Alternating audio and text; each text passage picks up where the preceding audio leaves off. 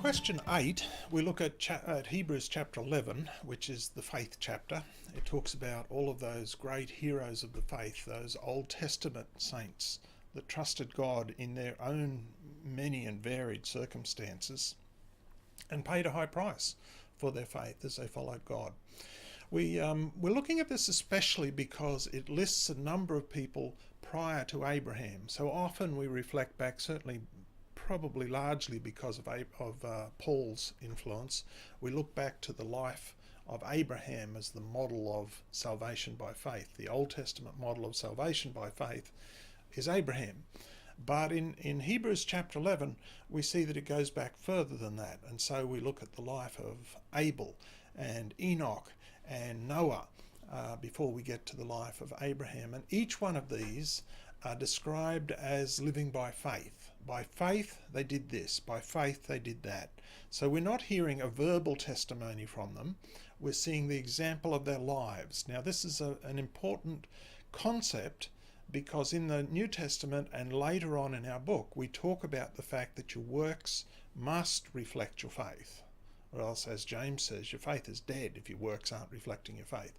So then you go back to the Old Testament and you see these ones whose works reflected their faith in God. They did things because they believed in God. And we're not told that they were saved by faith so much. However, in the midst of it, in verse 6 has dropped this concept that we can only come to God if we believe that he is good and he's a rewarder of those who seek him out. And it makes no mention of the name of Jesus Christ. It simply lays the very rawest foundation of salvation by faith is to put your trust in God. There is no question that the way God worked salvation out was through the death of Jesus Christ. But the inference from Hebrews chapter 11 is that you don't have to know how he worked it out, simply to put your trust in him. It's a little bit like saying you don't have to have all your theology in line before you can be saved. It simply depends upon your trust in God, on your putting your hope in him and trusting the character of God, the goodness of God, as well as his faithfulness to carry it out. And so we go back to these ones. When you get to Noah, you find that it really does speak of Noah as having been saved. It's a different type of terminology, but we'll just quote some of that for us. By faith Noah, when warned about things not yet seen, in holy fear built the ark to save his family. By his faith he condemned the world and became heir of the righteousness that comes by faith. So there was Noah, an example of someone who was considered righteous because of his faith, the heir of the righteousness that comes by faith. The New Testament salvation that was found by Noah back before the great flood in the world. So this is this concept there that salvation by faith didn't start with the New Testament. It didn't even start with Abraham. It was there from the very beginning and it'll go right through until the very end. While we're talking about this, we can just touch briefly upon Abraham because Abraham lived a life of faith. Now, there were many mistakes in Abraham's life, and some people take pleasure in pointing those out, and you want to be realistic about what was good and what wasn't good. But there were many instances in his life when he trusted in God's goodness. He trusted the good promises of God.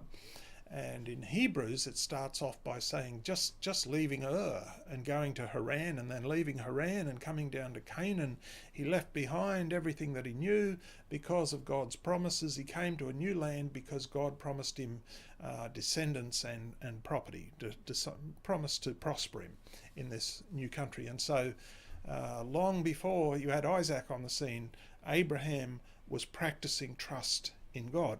And then he trusted God. We've looked at in question 3 already. The one that gets referenced most specifically was when he trusted that God would give him a descendant. God would give him a son who would then become the gateway to a vast tribe of descendants. And then there's this other one that comes up here in Hebrews. It also is mentioned in James. It does sort of make you wonder whether it might have been James who wrote the book of Hebrews, but that's beside the point. This concept that when it was in his willingness to offer Isaac as a sacrifice, that one of the great demonstrations of his faith. And here it is in this chapter of Hebrews, and again it's in the book of James. And so this concept that salvation has been faith all along. You can do some research, talk amongst yourself, see if there's some other ways that people describe, especially the dispensational concept that there's been different ways to get to God at different times. I see none of that in the reading of the scriptures. I see salvation by faith, and in these later days, the great blessing, the miracle of being born again. And this has been God's goodness to us.